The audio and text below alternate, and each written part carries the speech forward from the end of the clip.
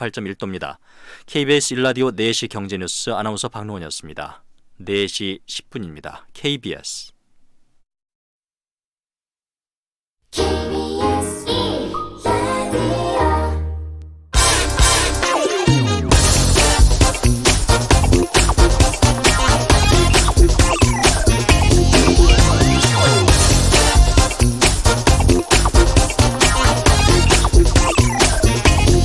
DC형 퇴직연금 사업자 10곳 중 7곳은 0에서 1%대 수익률을 기록한 것으로 파악됐다는 보도가 나왔죠. 국회 환경노동위원회 소속 한정혜 민주당 의원이 고용노동부로부터 제출받은 자료에 의하면 DC형 퇴직연금 사업자, 증권사나 은행, 보험회사들입니다. 42곳 중에서 31곳이 올 2분기 말 기준으로 1년간 수익률이 2% 미만이라고 합니다. 퇴직연금을 관리하는 은행 증권사들이 수수료 수취에만 몰두한다는 비판이 나오고 있는데요.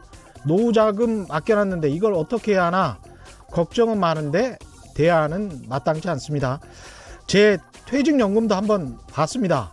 제 퇴직연금도 DC형인데 해당 은행의 지난 1년간 수익률이 1.5% 정도더군요. 이렇게 된 이유가 뭘까요? 금융기관은 일단 지금 금리가 워낙 낮기 때문에 예금 같은 안전한 곳에 넣어두면 수익률이 높게 나올 수가 없다, 이렇게 대답할 겁니다. 그렇다면 주식이나 채권 등에 투자하면 어떨까요? 일단 맡기는 우리 입장, 소비자 입장에서는 불안하죠. 우리가 맡긴 돈을 은행, 증권사들이 잘 관리해서 불려줄까? 재벌이나 기관 등 큰 손들이 들어간 자금은 상당히 신경을 씁니다. 수익률을 높이기 위해서 안간힘을 다하겠지만 장삼이사, 일반 국민들이 십시일반 맡긴 퇴직연금은 과연 그만큼 신경 쓸까요? 지난 1년간 수익률이 이렇게 저조하게 나와서 제가 이런 말씀을 괜히 드리는 게 아니고요. 사실 몇 년 전에 우리 한국에 있는 한 은행 관계자에게 제가 이런 실토를 사석에서 들은 적이 있습니다. 펀드마다 또는 돈의 성격에 따라서 운용자들이 정말 신경 쓰는 곳이 있고 그렇지 않은 곳이 있다. 이 실토가 아주 극히 일부 은행에 국한된 사례였기를 바랍니다. 안녕하십니까. 진실탐사 엔터테이너 있는 대로 닦아 최경영입니다. 오늘 경제 퀴즈입니다. 지난 8월 고용 동향 지표가 나왔죠. 정부는 취업자 수가 늘었고 실업률이 하락해서 고용 회복세가 뚜렷하다. 아니다. 정부 예산으로 꽤 회복됐지만 일시적인 것이고 구조적 취약점은 여전하다. 이렇게 각기 다른 주장이 나오고 있습니다. 제가 보기에는 둘 다 맞는 소리입니다. 이분법으로 각 주장을 자기적으로 나누는 것도, 그러면서 한쪽은 맞고 한쪽은 꼭 틀리다, 이렇게 전제하는 것, 이런 걸 이분법의 오류라고 합니다. 오늘의 퀴즈는 이분법의 오류만큼 어렵지 않습니다. 고용지표 가운데 생산 가능 인구 중 취업자 수의 비중, 그냥 실업률의 반대말이다, 이렇게 생각하시면 될 것 같습니다. 정답 아시는 분은 실업률의 반대말, 정답을 아시는 분은 짧은 문자 50원, 긴 문자 100원에 정보 이용료가 부과되는 샵 9730번으로 문자 보내주시거나 무료인 콩과 마이케이로 보내주셔도 좋습니다. 정답 보내주신 분들 가운데 5분 선정해서 싱크대 물막이 보내드리겠습니다. 최경영의 경제쇼 유튜브로도 실시간 생중계되고 있습니다. 지금 접속하시면 오늘 같이 즐기실 수 있습니다. 놀러 오십시오. 환영합니다.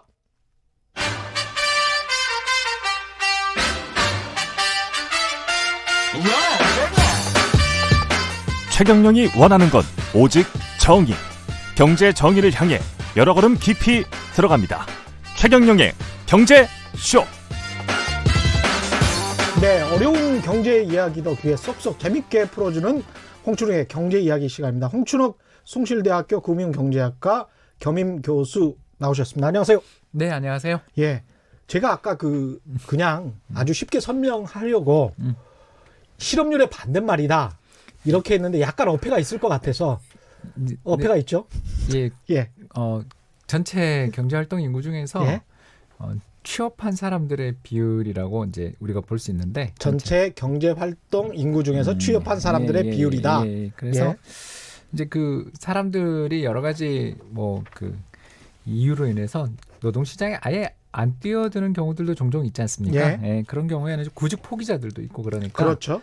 경제 전체에서 가장 중요하게 좀 봐야 되는 것은 바로 이 전체 인구들 중에서 얼마나 경제 활동을 하려고 들어오느냐. 그렇죠. 경제 활동 참가율도 되게 중요한 것 같고요. 경제 활동 참가율도 네. 중요하고 실업률도 중요하고 예, 그러고 나면 그 차이를 빼면 이율이 중요하다. 예, 그러면 예. 예, 이제 지금 방금 지적하신 그 율이 나오겠죠. 그냥 경제 활동 참가율 빼기 실업률은 이거로 이율이라고 이라고 볼 수 있겠죠. 예, 네. 이렇게 되는군요. 예, 그래서 예. 그 사람들이 노동 시장에 참가해가지고 취직을 하면 참 좋은데 취직을 안 하더라도 노동 시장에 머물러서 구직 활동들을 하는 것 자체가 참 중요한 것 같아요. 예, 그렇죠. 왜냐하면 그 경제 활동 참가 자체가 줄어버리면 이 구직 포기라고 저희들이 부르는 그렇습니다. 구직 예. 담연자. 네, 구직 담연자들이 늘어나 버리면 이게 국가적인 손실이지 않습니까? 그렇습니다. 어떻게 보면 그 예. 개개인도 공부를 하고 사회에 나오기 위해서 얼마나 노력들을 했을 텐데 참가 자체를 안 한다라는 거 뭐 두 가지 아니겠어요? 하나는 그렇죠. 그 자기가 준비하는 뭔가를 찾고 있는 구직하려는 직장이 있는데 그 직장에 눈높이에 맞는 자기에게 직장이 매칭되지 않으니까 좀 그걸 더 준비를 하는 사람도 있을 거고 예. 또 다른 한편에는 아예 난 안 될 것 같아. 포기해버리고. 이러면 포기해버리는 이걸 어떻게든 줄여나가는 게 그렇죠. 참 중요하다 이렇게 볼 근데 수 있겠습니다. 그 사람들이 나중에 사회 문제화 됐었던 게 일본이지 예, 않습니까? 일본의 사토리 세대가 예. 여기에 해당되죠. 이 사토리 세대라는 게 1990년대에 사회생활을 시작했던 일본의 젊은이들을 의미합니다. 그렇죠. 예. 그런데 1990년대는 일본에 무슨 일이 있었냐면 잃어버린 20년의 시작 시점이지 않습니까? 특히 1994년부터는 디플레이션까지 더 심화되는 예. 그런 시기들을 만나버렸거든요. 예. 그렇게 되니까 일본에 그 구직하려는 사람들은 많은데 정작 거기에 매칭되는 그 맞물리는 좋은 일자리들은 나오지 않고 더군다나 우리도 마찬가지입니다만 그 종신고용 제도가 있었던 나라가 종신고용이 무슨 이야기야? 이제 그런 거 없어라는 식으로 점점 예. 약해지고 특히 몇몇 기업들 우리가 뭐 이름만 들어도 정말 이제 사라져버렸기 때문에 편하게 이야기할 수 있겠지만 아이오와라든가 아이오와. 예. 예. 또 파이오니아 아이오와가 뭘 만들었었죠? 오디오를 오디오 만들었어. 뭐 조그마한 미니 뭐 이런 것도 만들었었죠. 예, 그렇죠. 다양한 예. 오디오 제품들을 만들었고 파이오니아라든가 또 산요, 히다치, 애니시, 예. 후지츠, 예. 샤프. 지금 맞습니다. 예. 네, 제가 지금 다 말씀드린 기업들은 모두 없어지거나 구조조정을 했거나 합병됐거나 인수합병됐죠. 또는 뭐 그 대규모 사업 구조조정을 단행했던 기업들의 이 리스트만 말씀드렸는데 이 정도입니다. 그러네요. 그러니까 이런 기업들이 사라지는 과정에서 일자리가 온전하겠습니까? 그렇습니다. 네, 그래서 기업들이 경쟁력들을 잃어버리고 사회 전체의 활력을 잃어버리는 상황에서 실업이 급증해야 되는데 일본 실업률은 높아지지 않았어요. 예.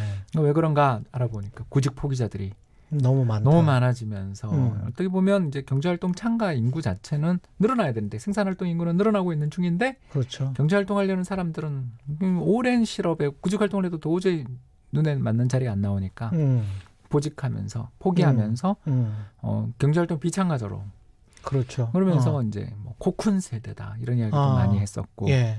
그래서 고치들처럼 예. 마치 부모님 누에 고치처럼 예.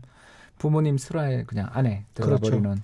그게 가장 포근하고 따뜻하니까. 예. 근데 아무 일도 할 수가 없죠. 예. 예. 근데 그런 일들이 벌어지면서 이 세대가 이제 지금 20년 정도 흘러버리니까 나이가 이제 40대가 되지 않겠습니까? 그러네요. 예. 그러면서 사회에서 가장 생산성이 높고 가장 좀 힘들지만 열심히 일을 해야 되는 나이가 사실 20, 30대 아니겠어요? 그렇죠. 그래서 20, 30대에 직장을 다니면서 어렵고 힘들지만 경력을 쌓고 특히 숙련 수준을 올려나가면서 경력을 쌓아나가고 커리어를 관리하면 예. 이게 이제 나중에 나이가 들면 들수록 소득이 올라가지 않습니까? 그렇죠. 그런데 이제 그 기회를 놓쳐버리게 되는 사람들은 그 사람들을 또 누가 픽업해서 또 그 사이에 고용해 줄 수가 없고. 또 20년 사이에 예. 지식경제혁명이 지금 진행 중이잖아요. 그러면서 많은 필요로 하는 지식들의 수준이나 또는 레벨들이나 방향이 예전이랑 많이 달라지고 있지 않습니까? 그렇죠. 이런 과정에서 그 계속 미스매치가 벌어지는 거죠. 그러니까 눈높이 또는 이 사람이 할 수 있는 일과 사회에서 필요로 하는 일들이 괴리가 벌어지면서 그렇죠. 결국 잃어버린 세대가. 그러니까 우리도 사실은 한 몇 년 전부터 앞으로 몇 년 후까지가 딱 어떻게 보면 사실 굉장한 고통을 받을 수 있는 세대일 수 있겠습니다. 예, 그 에코 부머라고 이제 저희들이 부르게 되는데요. 이제 우리나라의 베이비붐 세대들이 58년 개띠를 중심으로 해서 예. 앞뒤로 한 3, 4년 정도를 예. 저희가 이제 베이비붐 세대 예, 예. 좀 더 길게 보면 70년 개띠까지를 보통 이제 2차 베이비부머라고 예. 우리가 부르게 되고 70년 이후는 X세대라고 예. 부르죠. 그래서 이제 범 베이비붐 세대가 대략 50년대 중반 이후부터 60년대 후반 정도까지 거의 한 1,300만에서 1,500만 정도 되는 야. 거대한 인구 집단이 있는데 그 인구 집단의 아들 세대는 그로부터 이제 한 세대는 30년이니까 자녀 그러네. 세대는 88년을 전후해서 또 큰 어떻게 어느 보면 정도 또 윤택한 부모 밑에서 좀 아이들이 좀 많이 낳은 세대인가요, 그게? 예, 그런데 이제 그때부터 우리나라 안타깝게도 인구 통계에 나와 있는 숫자를 보면 출산율에 급격한 저하가 있었던 시기라 88년? 아버지의 그 베이비붐 세대가 아까 말씀드린 사람 따라 다릅니다만 1,300만에서 뭐 적게 잡으면 한 680만까지인데 아무튼 그 1,000만에 이르는 거대한 인구 집단의 자녀 세대는 600만 정도 이하로 그러니까 매년 60만 명 정도 태어났어. 부모 세대는 1,000만 명인데 그 예. 자식 세대는 600만 예, 명. 뭐 많았던 시기도 한 80만 명도 안 되는 그런 세대들이 나오는 거죠. 그러면서 이 세대는 부모 세대들을 비해서 숫자도 적고 잘 교육받은 세대인데 문제는 이제 이 세대가 딱 나왔을 때 2008년 글로벌 금융위기 이후의 사회에 나왔을 가능성이 되게 높지 않습니까? 대학을 졸업했을 딱 그 정도 예, 시기에. 그러니까 1988년 8년이면? 전후에서 이제 사회에 딱 나오니까 20살이잖아요. 그 뒤에 이제 사회 취직을 그러네. 하고 나니까 그 뒤 지금 10년이 물론 이제 미국 같은 경우는 10년 호황이었다. 그렇죠. 거기 그렇게 이야기하지만 우리 입장에서는 우리는 유럽 재정위기도 겪었었고 또 2016년에 국제 유가의 급락 사태 그리고 또 뭐 통계청 발표에 따르면 예. 2017년 말 이후에는 경기가 둔화됐다라고 지금 그렇죠. 이야기를 하니까 예. 막상 취직을 하려고 지금 사회에 나와 있는데 나오는 중에 경기는 안 좋은. 그러네. 그리고 또 앞 세대 부모님 세대는 아직 은퇴하지 않고 사회에서 자녀 세대와 조금 경쟁하고 있는 그런 세대입니다. 그래서 이 고용 문제에 대해서 관심이 높아질 수밖에 없는 세상이 왔다. 그렇습니다. 이렇게 볼 수 있겠고 특히 예. 이 우리나라의 아까 말씀드린 88년생을 중심으로 한 뭐 밀레니얼 세대라고 부를 수도 있겠고 예. 아무튼 저는 에코 부머라고 부를 수 있는 그러니까 메아리 붐이라 그러잖아요. 예. 베이비붐 세대의 30년 뒤 그렇지 않습니까? 예. 반향돼서 예, 그렇습니다. 그래서 저 멀리 산에서 우리 목소리를 외치면 울리듯이 예. 메아리가 울리듯이 에코 부머라고 불리는 이 세대들이 굉장히 그래도 우리한테 상당히 큰 인구 집단이기 때문에 이 인구 집단들이 얼마나 앞으로 행복하게 윤택하게 그러네요. 인생을 설계해 나가느냐가 또 우리나라의 미래가 달려 있다고 볼 수 있는데 안타깝게도 우리나라 15세에서 29세의 이제 그 뭐랄까요? 전체 인구에서 그 취업자를 하면 이제 고용률이 나오지 예, 않습니까? 고용률이 나옵니다. 굉장히 중요한데 예. 이 고용률이 우리나라가 지금 한 44%밖에 안 된다. 44%밖에 안 돼요? 예, 15세에서 29세. 물론 이제 물론, 군대도 가고 예, 그렇죠. 학업도 하니까. 15세에서 29세. 예. 그래서 이 세대들이 상당 고용률이 높아지는 게 굉장히 중요하다라고 볼 수 있겠고요. 특히 예. 25세에서 29세가 중요하거든요. 이제 왜냐하면 대학까지 나왔다라고 또 가정을 예. 해서 보면 예. 만 25세에서 29세 고용률이 중요한데 이게 우리나라가 한 70% 정도밖에 안 되거든요. 70%면 다른 나라랑 비교해서 아유, 어떻습니까? 상당히 낮은 거죠. 상당히 낮은 근데 건. 이제 나라마다 다릅니다. 그렇죠. 예. 최근 들어서서 미국의 밀레니얼 세대 같은 경우는 특히 남성 60%대라고 지금. 아, 그래요? 예, 그런 것이 이제 문제. 우린 거기는 군대도 없으면서. 아, 그러니까 예. 뭐 이거가 세계적으로 다 사회 문제입니다. 이게 좋게 이야기를 하면, 그러니까 긍정적으로 이야기를 하면 윤택한 환경 속에서 좀 어떻게 보면 사회생활에 진입하는 시기를 좀 늦게 해도 뭐 그렇게 문제가 없는. 상관없는 세대. 저희 이제 예. 저희 부모님들 산업화 세대라고 부르는 이제 저희들이 예. 1930년대생들을 보통 산업화 세대라고 많이 부르지 않습니까? 왜냐하면 이제 그분들이 30살이 되었을 때가 1960년대 그러네요. 경제개발의 예. 연대를 산업화 세대라고 저희들이 3, 40년대를 부르는데 예. 이 그분들은 특히 어려서 또 그 한국 전쟁까지 그렇죠. 겪었던 굉장히 헝그리한 세대들은 일찍 사회생활도 하고 어떻게 보면 열심히 그 사회 참가율도 굉장히 매년 올라갔던 세대라고 본다면 예. 그 다음이 베이비붐 세대, 저희들 같은 베이비붐 세대, 그리고 이제 저희들 뒤에 있는 에코붐 세대, 이렇게 크게 세 세대를 나눠 본다면 예. 밀레니얼 세대가 좀 경제활동 참가가 또는 고용률이 낮은 건 이해가 되는데 이 고용률이 낮은 흐름이 장기화되면 안 되는 거죠. 그래서 오늘 그 이야기 안 그래도 해야 되는데 고용 동향 네, 2018년 그렇습니다. 8월 고용 동향이 나와서 그 이야기를 해야 되는데 이렇게 인구 구조 구성 비로 해서 이야기를 들으니까 확실히 좀 이해가 되네요. 예. 그렇습니다. 그래서 이런 통계를 벌써 느낌이 오실 텐데 사람들이 몇 명 고용됐냐가 중요한 게 아니고 예. 중요한 건 고용률이다, 이렇게 말씀을 드릴 수가 있어요. 중요한 건 고용률이다. 왜 그러냐면 예. 인구가 비교가 안 되니까. 아 그렇죠. 그래서 우리나라가 예를 들어서 60세 이상 인구가 얼마 정도냐 하면 우리나라가 한 1,000만 명 넘습니다. 1,080만 명. 예. 1,080만 명 정도 되는데요. 뭐 예를 들어서 30대 인구는 얼마냐? 30세에서 39세 인구가 얼마냐? 우리 이렇게 보면 350만 명 정도. 350만 명밖에 안 되는군요. 예, 60세 이상이 1,100만 명 가까이 되는데 예. 30세에서 39세 인구는 그렇게 그보다 훨씬 죄송합니다. 726만 명이고요. 726만 명. 그러니까 숫자가 확 줄고요. 예. 특히 25세에서 29세 인구는 350만 명. 제가 아까 방금 실수했으니까 네, 예. 25세에서 29세 인구가 그렇습니다. 그래서 우리나라가 이제 이 노인으로 갈수록 인구가, 왜냐하면 베이비붐 세대가 그렇죠. 예. 58년을 예. 중심으로 한 베이비붐 예. 세대가 이제 산업화 세대는 이제 거의 다 은퇴하셨고요. 예. 베이비붐 세대가 이제 선두주자들이 이제 은퇴 연령, 국민연금을 받는 나이가 됐는데 그렇죠. 그들에 비해 뒤에 있는 에코부머, 지금 우리가 아까 이야기를 했던 88년생을 전후로 한 20대 후반, 30대 초반에 계시는 분들의 숫자는 굉장히 적기 때문에 예.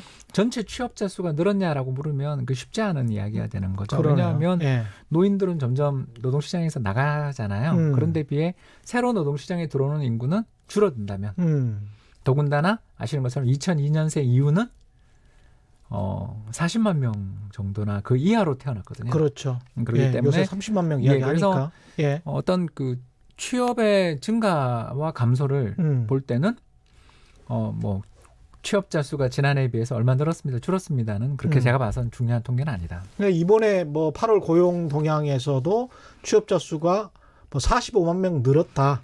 예, 그건 라고 좋은 일인데. 좋은 일인데. 네, 그걸 안을 열어보니까 예. 60세 이상 취업자가 많이 늘었다. 60세 이상이 많이 늘었다는 거는 노인들의 단기 일자리가 많이 늘었다. 예, 60세 이상에서 이제 취업자의 증감을 지난해 같은 기간에 비교해 보면 39만 명이 늘었거든요. 39만 명. 네, 그러니까 전체 취업자 45만 명 늘은 것 중에 60세 이상의 사람들이 39만 명이나 취업자가 늘었다는 압도적이네요. 건 압도적이라는 예. 건 알 수 있는데 예.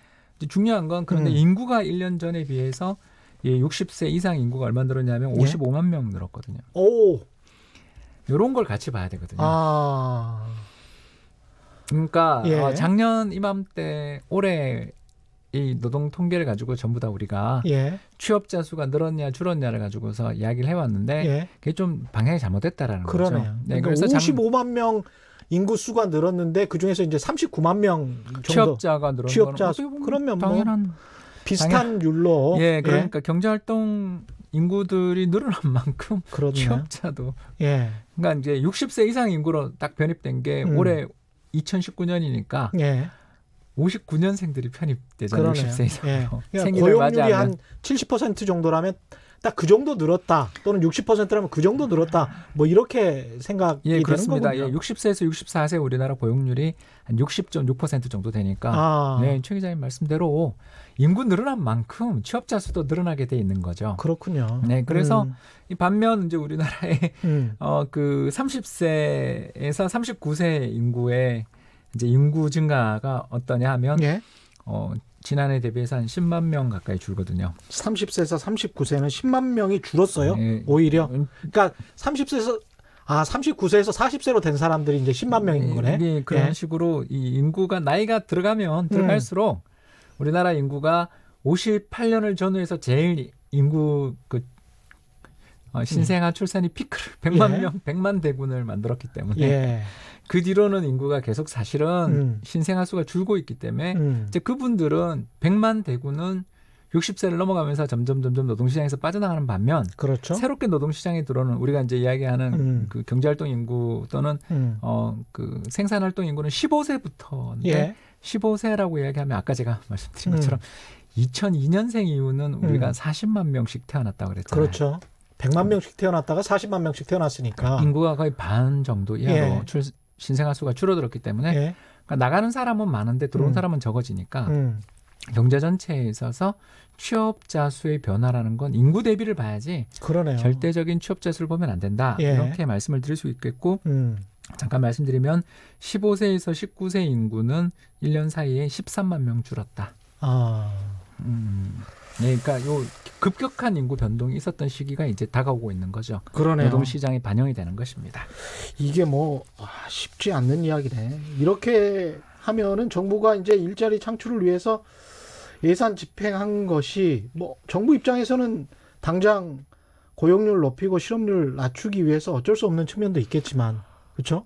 그건 해야죠. 예. 왜냐하면 60대 이상 인구가 이렇게 폭발적으로 우리나라가 이제 늘어나는 시기에 접어들었기 때문에 예. 노인 인구들의 일자리를 위해서 열심히 일자리를 만들어야 되는 것도 맞는데 예. 저희가 이제 주목해 봐야 되는 것은 20대라든가 30대의 고용률이 늘었는가. 그러니까 다시 말해서 그 인구 대비 취업자 수가 늘었는가를 보는 게 중요한데 예. 다 늘었거든요. 아, 그건 또 늘었어요. 네, 그러니까 다행이네요. 예, 예. 20세에서 29세 고용률 같은 경우는 지난해 이맘때가 58% 정도였는데 58.6%니까 꽤 늘었죠. 예. 그리고 30대 고용률도 작년 이맘때 75.1%가 2019년 8월 지난달에는 그 76%로 0.9% 포인트나 늘었으니까 이거 좋은 거죠. 좋은 거네. 예, 결국 그 예. 노동시장에서 노인들의 일자리를 만들었다. 이것도 진실이고요. 예. 그렇죠. 뭐 두 번째 노인들 일자리뿐만 아니라 예. 그 젊은 사람들 20, 30대들의 일자리가 늘어난 것도 그러니까 인구 대비 취업자 수가 늘어난 것도 사실입니다. 사실이다. 그러니까 예. 이제 이런 일이 벌어진 걸 우리가 찾아보면 사실 어떻게 근데 봐야 올해만 그런 게 아니고 예. 계속 이 패턴이 이 패턴이 유지가 됐었던 거죠. 인구라면 인구라는 큰 구조가 있으니까 어쩔 수 그렇습니다. 없겠습니다. 예. 결국 작년 고용 쇼크 이야기가 예. 방향이 좀 잘못됐었던 측면이 있었던 거라는 거죠. 작년 고용 쇼크가 있었던 건 분명한 사실이잖아요. 예. 작년 이맘때 우리 예. 마이너스 난리가 났었죠. 예. 취업자 수가 마이너스가 났다라는 건 굉장히 중요한 일이잖아요. 예. 그런데 그때 다 최저임금 때문에 그렇다라고 봤었었죠. 난리가 났었었죠. 최저임금 때문에. 그러니까 이렇다고. 방향이 예. 잘못된 토론이었던 셈입니다. 그게 이제 근육연구원에서 나온 한 연구를 제가 잠깐 인용을 하자면 예. 인구 구조의 변화가 취업자 수에 미치는 영향이라는 재밌는 보고서가 나왔는데 예. 간단합니다. 20세에서 59세 인구, 그러니까 핵심 생산 인구라고 예. 할 수 있겠죠. 왜냐하면 예. 15세에서 20세는 사실 학교 그렇죠. 다니고 있으니까. 그렇죠. 20세에서 59세 인구를 이렇게 살펴보면 예. 2018년의 인구를 살펴보면 그 20세에서 59세 인구가 예. 그 얼마가 줄었냐면 11만 명. 아까 말씀드린 것처럼 매달 예. 11만 명씩 이제 줄어요. 예. 11만 명 줄었는데 매달. 그러니까 예. 이제 1년 전에 비해 그렇죠. 전년 동일 대비해서 예. 줄었는데 취업자 수는 작년에 줄긴 줄었는데 8만 명 줄었다라는 겁니다. 예를 들어서. 그러면 예. 전체 인구 줄어든 거에 비해 취업자 수가 줄어든 게 적은 거잖아요. 그렇죠. 예, 그러면 그 중요한 건 고용률. 전체 인구 대비 몇 명이나 지금 취직하고 있는지. 이런 것들에 대해서 우리가 살펴봐야 되는데 예. 특히 조금 더 이야기를 하자면 2000년대 초반에 우리나라 20세에서 59세의 팔팔한 인력들의 고용률, 이제 전체 인구 대비 고용률 얼마였냐면 70% 정도였대요. 70%? 예, 70% 정도 초반에 불과했었는데 작년 그 고용 쇼크가 발생했었을 때의 그 고용률이 얼마였냐면 72.9%. 사상 최고였다라는. 예. 그러니까 이런 부분에 대해서 우리가 이 통계라는 것이 각도를 달리하면 다 다르게 보일 수 있는 거고요. 이게 그 60세 이상 노인들이 고용을 많이 했다. 이게 또 나쁘게 볼 일인가? 제가 또 이것도 말씀을 좀 드리고 싶은 게 왜냐하면 훨씬 건강하시거든요. 과거에 비해서. 예, 그래서 우리나라 충분히 일할 수 있어. 1970년대에 45세 남성 기준으로 해서 45세 남성의 기대 여명이 뭐냐면 앞으로 몇 년을 평균적으로 더 살 수 있어요라는 숫자죠. 이게 이제 건강을 측정하는 데 상당히 도움이 되는데 이걸로 이제 생명연금 뭐 이런 것들을 그렇죠, 많이 그렇죠. 생명표라고도 예. 하는데 그때는 17, 8년 정도 더 살 수 있었습니다. 그래서 대략 뭐 60대 초반 조금 넘어가시면 돌아가시거나 그랬는데 지금은 계산을 해보면 30년이 35년이 훨씬 넘어요. 그렇죠.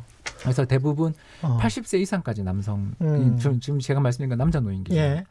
그러니까 우리나라가 지난 한 40여 년 동안에 보면 기대 요명이 매 10년마다 2년에서 3년 이상씩 계속 늘어나고 있는 나라거든요.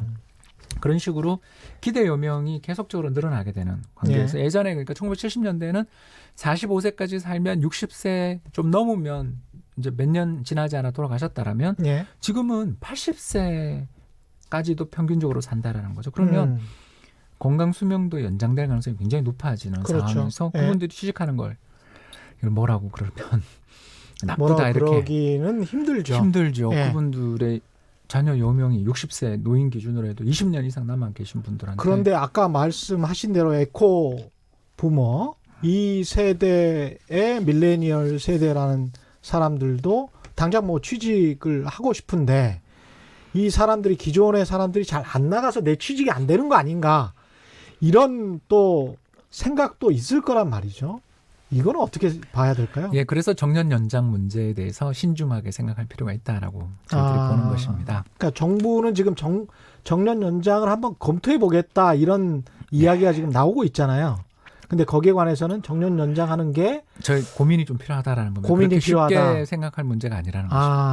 왜냐하면 그렇군요. 아까 말씀드린 것처럼 예. 매 1년마다 아까 뭐 20대 25세 인구들이 10만 명씩 이제 줄어드는 그렇죠. 시기가 그러니까 전체 노동 인구가 점점 평균 연령이 올라가는 세상이 왔다라는 것 때문에 정년 연장을 해야 된다라고 이야기하시지만 예. 그 정년 연장의 득실을 따져볼 필요가 있지 않냐라는 것입니다. 우리나라 아까 말씀드린 것처럼 전체 그 경제 그 고용률은 61% 정도 나오는 나라인데 예. 25세에서 29세 정도 되는 분들은 한 70% 정도 고용률. 예. 그리고 이제 피크에 도달하는 시기가 40세에서 49세 정도 되는데 그때는 78% 정도가 되거든요. 그러면 이 그 25세에서 29세 우리나라 2030 세대이고 밑에 젊은 청년층들의 고용률은 이 사회 평균 수준 특히 그 40대의 경제 고용률에 비해서 상당히 낮다라는 거 벌써 느껴지시잖아요. 예. 그리고 앞서 일본의 사토리 세대에 대해서 제가 말씀드렸습니다만 젊어서 취직해서 거기서 숙련과 커리어를 쌓지 못하면 나이 들어서 굉장히 어려워질 수도 있는 잃어버린 세대가 될 수도 있다라는 리스크까지 위험까지 말씀을 드렸다라는 걸 감안해 보면 이게 무작정 그 정년을 연장한다고 해서 우리나라 경제 전체의 노동 공급의 감소 문제를 대응하기 위해서 그런 이야기를 하는 마음은 이해하나 예.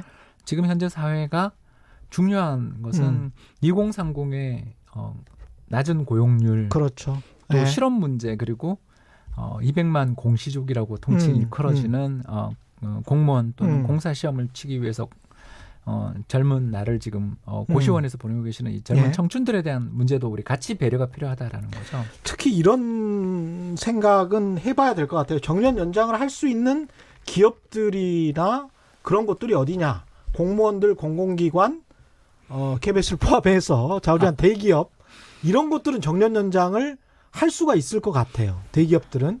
그런데 정작 고용을 제일 많이 하고 있는 중소기업 같은 경우는 정년 연장이 굉장히 힘들거나 아니면은 청년 일자리가 훨씬 더 많아져야지 그 사람들한테는 그 사업주들에게는 좋고 우리 경제 전체 측면을 봐서도 그게 또 좋지 않을까 뭐 이런 생각이 들어요. 이게 어려운 문제가 되는 거죠. 그래서 물론 이제 정부가 많이 늦었지만 그 신생아 출산이 지속적으로 줄어드는 현실은 합계 출산율 1.0명이 깨진 이 충격 속에서 앞으로 미래에 다가올 노동 공급의 감소 또는 생산 활동 인구의 감소 충격에 대응하기 위해서 고민을 한 것은 찬성하나 그 구체적인 세부 부분이 그냥 정년 연장 이렇게 나와버리는 그렇죠. 것은 고민이 필요하다라는 것이고요. 맞습니다. 그리고 이제 조금 더 추가하고 싶은 것은 이렇게 우리나라 경제 내에 2030이 전체 40대들에 비해서 고용률이 낮다라는 거는 이제 우리가 확인했잖아요. 그리고 숫자도 적은데 고용률까지 낮으면 이거 안 되잖아요. 예.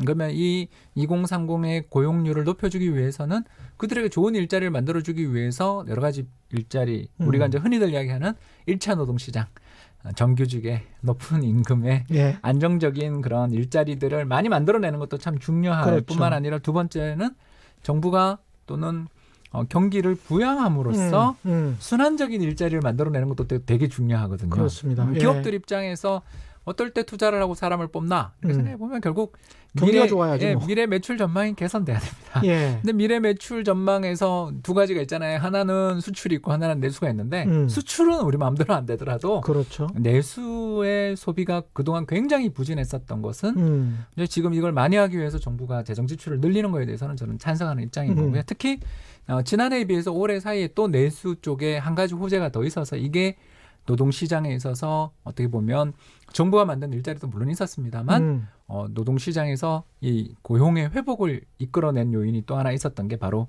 외국인 관광객들의 유입입니다. 외국인 관광객. 예. 외국인 관광객에 대해서 좀 이야기를 하기 전에 문자가 너무 많이 와서 지금 이것과 관련해서 좀 의견을 좀 피력해 주시면 좋을 것 같습니다. 외국인 관광객이 우리 고용에 상당히 좋은 영향을 미칠 수 있다. 그 이야기를 해 주시기 전에 정년 연장과 관련된 의견이 많습니다. 3504님, 퇴직은 했지만 일을 더 하고 싶은 63세입니다.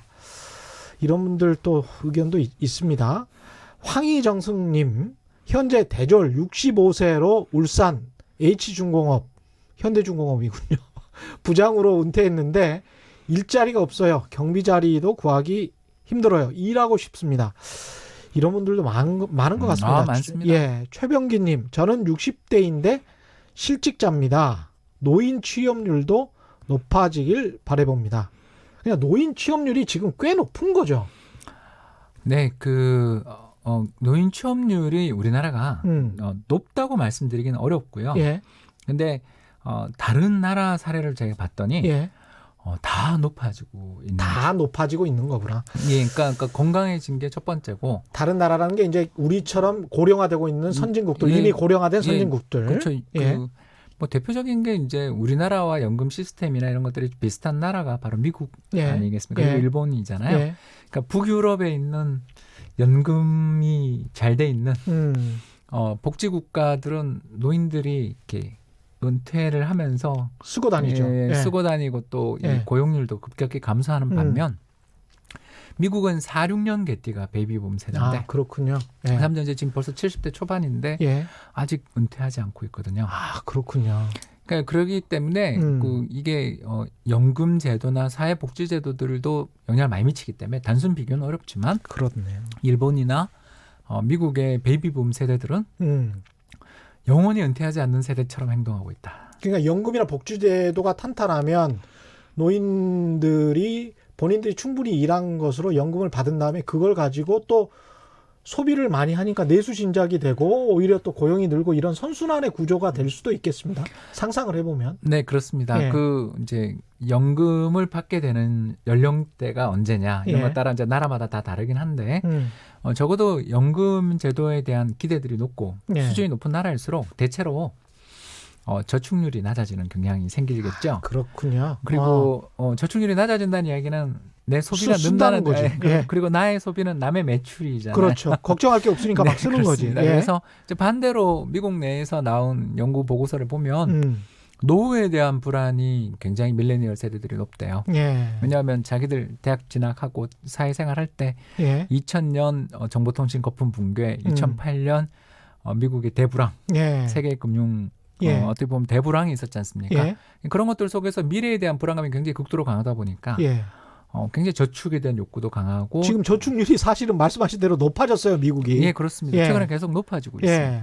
그러니까 이런 일들이 벌어지는 게 결국 미래에 대한 불안들, 요인들, 이런 연금제도 이런 것들이 복합적으로 영향을 미치기 때문에 그렇습니다. 단언할 수는 없지만 대체로 우리나라와 비슷한 시기에 GDP 대비 국가의 재정 지출, 조세 부담률이 비슷한 나라가 한국, 예. 일본, 미국이거든요. 아, 그렇군요. 예. OECD 국가 중에 이제 제일 낮은 편에 속하는 세 나라인데 이 세 나라는 아까 말씀드린 것처럼 노인 인구들의 경제활동 참가율들이 지속적으로 높아지는 흐름에 있다 이렇게 말씀을 드릴 수 어떻게 있습니다. 보면 이게 조삼모사 같습니다. 낸만큼 쓸 수 있다 이렇게 생각도 들고요. 반대 의견도 있습니다.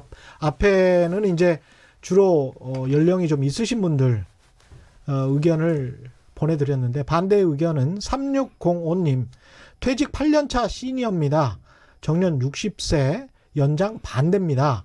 대신 노령수당으로 어느 정도 보존해주고 실업률을 낮추는 것이 좋다고 생각합니다. 노래조아님은 나이든 사람들의 이기주의로 청년들을 위한 정책이 줄어들까 걱정입니다. 이런 의견 보내주셨습니다. 네, 훌륭한데요.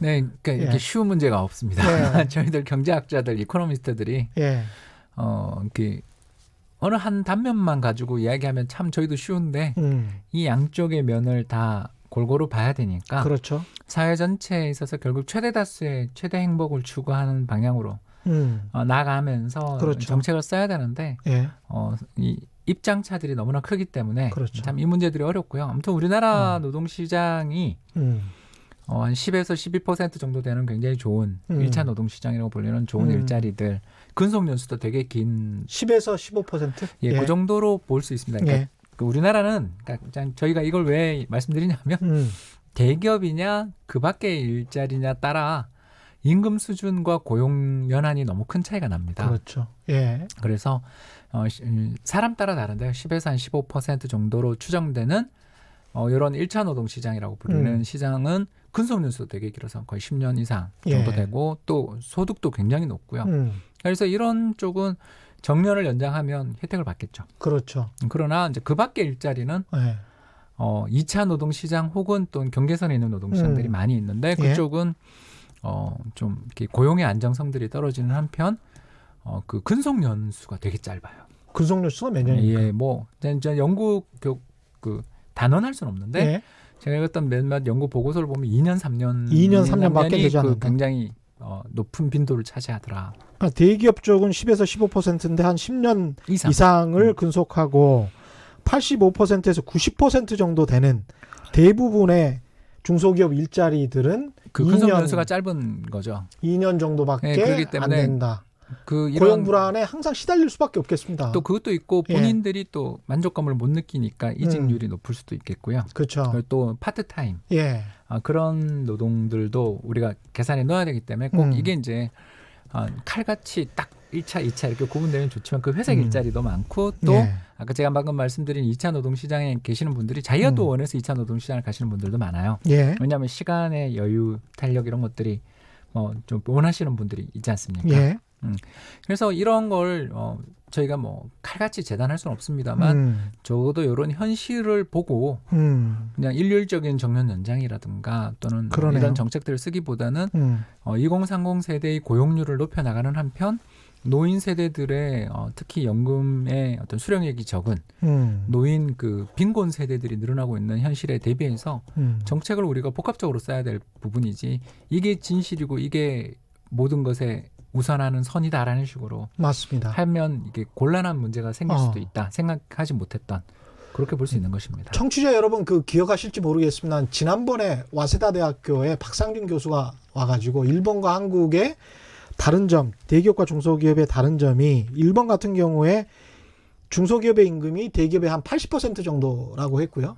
우리나라 같은 경우에 한 60% 네, 맞습니다. 정도다. 지금 그래서, 더 벌어지고 있습니다. 그렇죠. 더 벌어지고 있는 상황에서 당연히 일본이 고용률이 높고 실업률이 낮게 되는 이유는 그런 중소기업에 가서 안정적으로 일을 할 수가 있기 때문에 굳이 대기업 멀리 보면서 취직을 못 해가지고 안달복달 할 이유가 없는 상황이다. 뭐 이렇게 이야기를 했었거든요. 그건 또 조금 일본 상황에 대한 약간의 제가 보았을 때는 견해차가 있으시군요. 견해차이가 있습니다. 왜냐하면 아까 말씀드린 세대 간 그 코호트라고 저희 출산 코호트라고 불리는 그러니까 몇 년에 태어났냐 따라 좀 많이 다릅니다. 그러니까 그쪽은 인구 구성이나 세대 구성이 우리랑 좀 다르군요. 다른 부분이 있는 것이죠. 특히 장기 불황에 따른 고용률의 저하 경향들이 나타난 것에 대해서도 우리 거기도 봐야 되겠죠. 다만 이제 두 나라 다 종신 고용이라는 어떤 그렇죠. 시스템들을 가지고 있었습니다만 일본은 서서히 좀 제 표현이 좀 이상합니다만 서서히 침몰하는 방향으로 가면서 좀 이 구조조정이 없었다라면 한국은 1997년 외환위기라는 외부 충격을 받으면서 그렇죠. 좀 뭐랄까요 극단적인 변화들이 회사들마다 케이스마다 다 다릅니다만 됐고 특히 주변에서 자기의 그 1차 노동 시장으로 여겨졌던 수많은 기업들이 파산하거나 없어지면서 그 뒤에 빈곤에 시달리는 것을 보면서 또 1차 노동 시장에 있는 근로자들 입장에서는 자신이 저런 상황이 되는 것을 막아야 되겠다라는 응집력도 생겼죠. 그렇죠. 예. 이게 그러니까 꼭 세대 간의 문제로 비화해서 네. 세대 간에 무슨 전투적으로 토론할 필요가 없을 것 같아요. 왜냐하면 이게 그냥 역사적으로 구조적으로 또는 대기업과 중소기업의 어떤 경쟁력 차이로 이렇게 돼버린 거예요. 이렇게 돼버린 상황에서 이걸 앞으로 어떻게 개선해 나갈까 거기에 더 중점을 두고 토론이 됐으면 좋겠습니다. 사부님 같은 경우에 대기업 중소기업 소득 격차만 줄여도 괜찮을 겁니다. 이런 말씀하셨고요. 문제는 그걸 못하는 게 문제인데 가불병정으로 이어지는 하청 문제 지적을 하셨습니다. 어떻게든 좀 성장률이 높아지고 경기가 좋아져서 그게 이제 일자리로 민간 시장에서 들어가는 게 가장 중요한데 아까 외국인 들이 많이 들어온다, 관광객이 들어온다. 이게 우리 경제에 상당히 고용에도 좋은 영향을 끼치죠. 예, 그럴 수밖에 없는 게 예. 우리나라 2016년에 외국인 관광객이 1,720만 명이 와서 최고치였습니다. 1,720만 명. 예. 예. 그때 이제 사드 보복 직전이었죠. 예. 근데 이제 그 뒤에 급감했다가 2019년에 다시 또 1,600만 명은 넘어서는 그리고 특히 월간 기준으로 해서 중국 관광객이 지난 8월에 잠정치인데 55만 명 이상 온 것으로 예.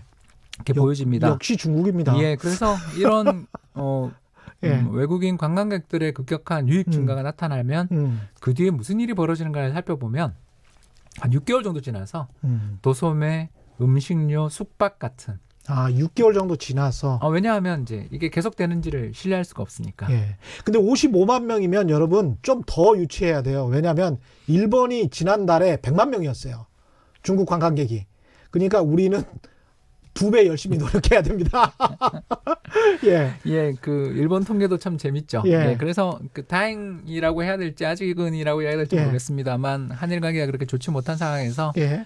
한국에 이제 일본 관광객은 많이 일본 가는 분들은 그렇죠. 많이 줄은 반면 예. 일본의 한국 유입은 그래도 그냥 크게 변화하지 않은 여건이라서 물론 네. 이제 8월이 1년 중 가장 성수기라는 점을 생각해 보면 일본 관광객이 한국에 오는 것도 앞으로 줄어드는 거 아니냐 이렇게 걱정을 하시는 분들은 있습니다만 적어도 전체적인 외형이라든가 또 그중에 상당히 높은 비중을 차지하는 중국 관광객들의 한국 유입이 나타나는 가운데 예. 최근 들어서서 그 뭐랄까요 서비스업 관련 일자리 그러니까 아까 나라에서 만든 그런 공공근로 일자리들 특히 나이 드신 60세 이상 근로자들의 증가율이 있었던 것들은 사실이지만 예. 그 밖에 서비스 부문의 일자리들도 생기는 부분도 인정을 해야 되는 이 거죠. 관광객들 때문에. 네, 그렇습니다. 그 왜 그러냐 하면 일단 달러에 대한 원화 환율이 많이 올라. 그렇네요. 예, 그래서 우리나라 관광 경쟁력이 이런 식으로 높아지는 건 좋은 일은 아닌데 돈 쓰기 쉬워졌구나. 돈 쓰기 한국에서. 아까 예. 지금 환율 이야기하는데 1,190원이라고 아까 이야기하셨지 않습니까? 예. 그러니까 환율이 작년 이맘때 비해서 한 150원이 올라와 있는 상황이죠. 그렇죠. 작년 6월에 1,050원이 지금 레벨에서 지금 올라와 있고요. 여기 더 나가서 그 중국 관광객들이 이렇게 쭉 지난해 같은 기간에 비해서 월별로 살펴보면 거의 매월 20에서 한 40% 사이를 왔다 갔다 하면서 증가하고 있거든요. 예. 그래서 이제 꾸준한 증가세들이 나타나고 있다라는 것도 있고 또 이런 일자리들이 이쪽 그 도소매 숙박 음식료 쪽에서 뭐 그렇게 급격히 늘어났다라고까지는 말씀 못 드리는데 그렇죠. 줄어드는 추세가 진정된 것은 진정됐다. 확실히 사실인 거죠. 아까 말씀하신 대로 따르자면 6개월에서 11개월 정도의 시차가 있기 때문에 이런 그렇습니다. 추세가 계속이 된다면 관광객 증가가 계속이 된다면 이쪽 부분에서는 내수가 상당히 좋아질 수 있다. 그렇게도 예. 볼 수 있는 것입니다. 그래서 정부 정책이 내년 예산안도 이제 이번에 뭐 공개가 되고 있고 이제 심의가 들어가겠지만 예. 더 중요한 것은 결국 이런 경기를 부양하기 위한 왜냐하면 현재 우리나라의 2030의 고용률이 낮은 문제가 아까 말씀드린 것처럼 두 가지 예. 눈높이에 맞는 그 눈높이에 맞는 일자리를 많이 만드는 것도 중요하지만 예. 경기 순환적인 문제들도 있었다라는 것은 사실이지 않습니까? 예, 그렇죠. 그래서 그런 부분에 대해서 정부가 구조적인 개혁도 중요하지만 경기를 부양하기 위한 특히 내수를 부양하기 위한 그런 노력들도 상당히 좀 중요하지 않겠는가 그런 생각을 언제든 하게 됩니다. 무엇이든 병행할 수밖에 없는 처지인 것 같습니다. 오늘 말씀 여기까지 감사하고요. 지금까지 이코노미스트 홍춘욱 박사였습니다. 숭실대학교 금융경제학과 겸임교수와 함께했습니다. 고맙습니다. 감사합니다. 예, 오늘 돌발 경제 퀴즈 정답은 고용률인데 역대 가장 많은 오답이 나왔습니다. 취업률로 고용률이었습니다. 안타깝네요. 저는 KBS 최경영 기자였고요. 당첨자분들은 제작진들이 직접 연락드리겠습니다. 지금까지 세상에 이익이 되는 방송 최경영의 경제쇼였습니다. 고맙습니다.